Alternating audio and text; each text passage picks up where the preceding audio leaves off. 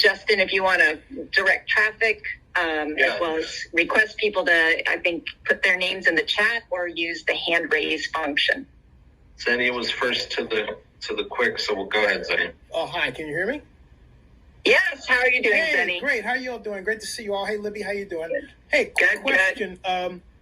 2 questions. First of all, a number of us are concerned. I say us, myself, not just Dave Caval, but also Mike Jacob of the Longshoremen, are concerned about the process that introduced this resolution seemingly at the last minute. And in my 33 years, in various views of this, from mayor's aide to intern, all that other stuff, you get buy-in from the developer and the people that you're working with, regardless of the size that they're on. Did anybody stop and say, hey, we need to contact the A's and the others to say this is what we're going to do before we did it? Thanks. Oh, and by the way, that's the first question. The second question has to do with a really nagging tax increment financing issue. The council doesn't understand that we don't have a full 45-year tax increment read with an explanation of the bond issue, the debt coverage ratios, and then that could frame and should frame your conversation with the athletics and the community. There's enough to help the community, but that's not happening. And the numbers that are there by that San Francisco consultant, they made gigantic errors. So there's a number of errors here that really need to be straightened out. I'm asking, are you open to straightening those out? And can you explain the resolution issue? Thank you, Ms. Mayor. Appreciate you. Sure. I want to say that, remember, we are at a particular moment in this process. The A's put out their proposed term sheet back in April, late April. We have been in constant negotiations with them since that time. We did produce a formal counter proposal, and I personally have been engaged in negotiations with the A's as recently as yesterday. So yes, we have been in constant negotiation with the A's. And based on those negotiations, based on our shared values and vision, we believe the A's can and should accept the terms that the City Council approved today. This is a non-binding agreement. We respect the A's desire to get to a binding development agreement as quickly as possible. And so this sets the framework. And of course, it was preceded by a lengthy workshop on July 8th. That also explained a lot of the background information. I also suggest everyone goes to the FAQ section on the City of Oakland's website. That should help explain some of the background. Zenny, with respect to the tax increment financing, because that our traditional tool of redevelopment is no longer available to cities, it's made this project much more complicated. We are proposing to use a new tool called the Enhanced Infrastructure Financing District in combination with a community financing district. These are relatively new tools that have not been used extensively, but they have been used somewhat, and that is what we're proposing to do. The full details, as well as additional analysis and economic projections, will be available as we move towards the development agreement, the DA, the binding agreement. And we are excited about ensuring that these are project-generated revenues. These are revenues that, but for the project, the city would not have. And so we want to be clear, because people are talking a lot about what is the public investment. These are dollars generated by the project itself. And these tools, like an enhanced infrastructure financing district, were designed to allow cities to bond against these revenues so that we can make the improvements that will create much larger revenues for years to come that will benefit Oakland and the whole region today. And Zenny, let's go back to you.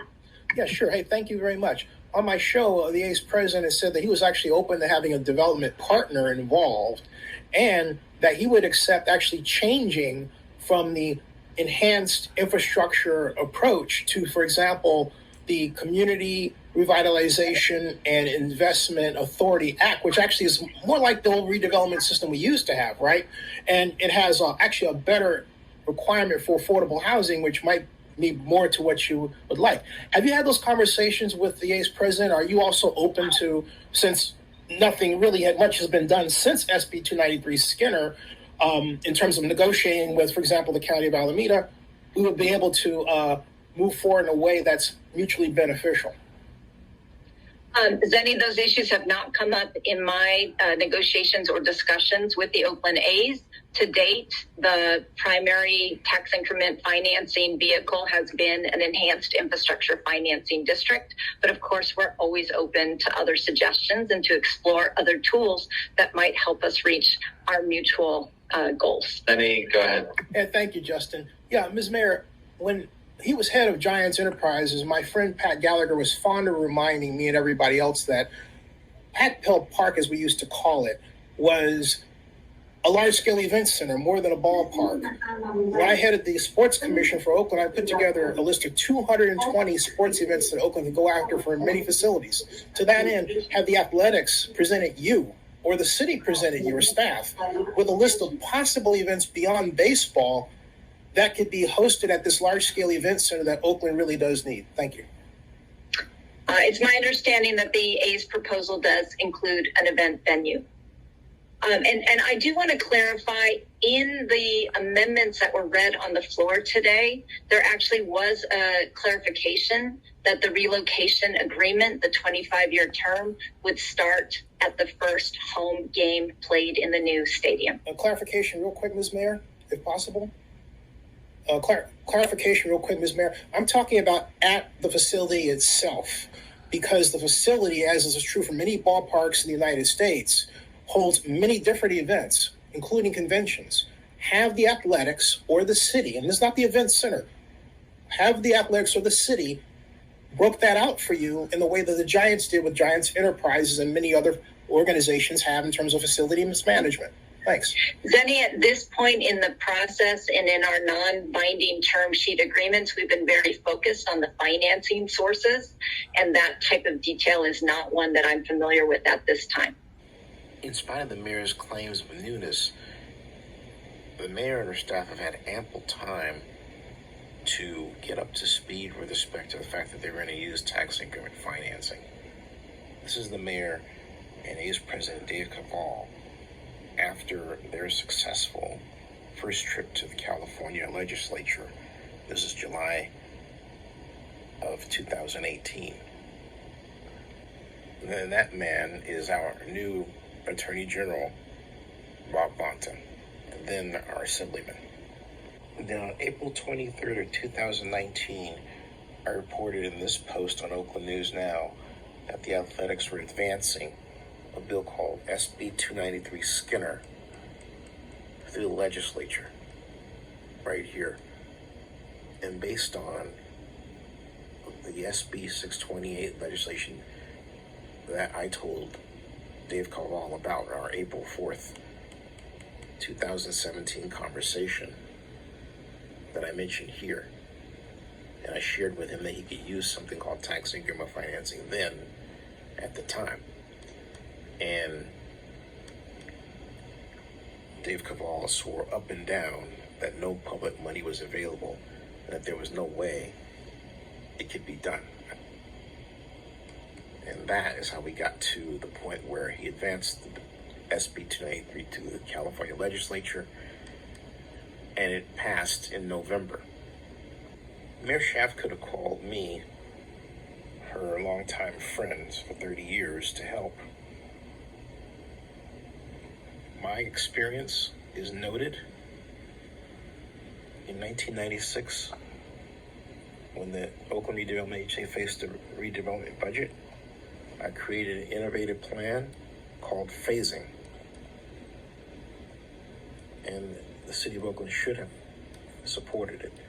I was economic advisor to Oakland Mayor Elihu Harris when I warned that if no action was taken, the Oakland Redevelopment Agency will lose the ability to apply the powers of redevelopment to those areas that need it the most. And in 1999 through 2000, Through 2001, I headed the effort to bring the Super Bowl to Oakland. Out of 11 cities, Oakland competed against Jacksonville and Miami for the right that Jacksonville won. No one gave us a chance. We were late starting because I was late coming in after Robert Bob, then the city administrator, asked me to be involved. I dug Oakland out of a hole and got them to this point. The city of Oakland finally has a sports commission because I started it. I was then co-founder of the startup Sports Business Simulations with University of San Francisco professor Dan Rasher, and developed, there's me, the Oakland Baseball Sim World. That's right, a game where you could actually run the business side of the athletics and even build a stadium and use tax increment financing. The company lasted from 2002 to 2010.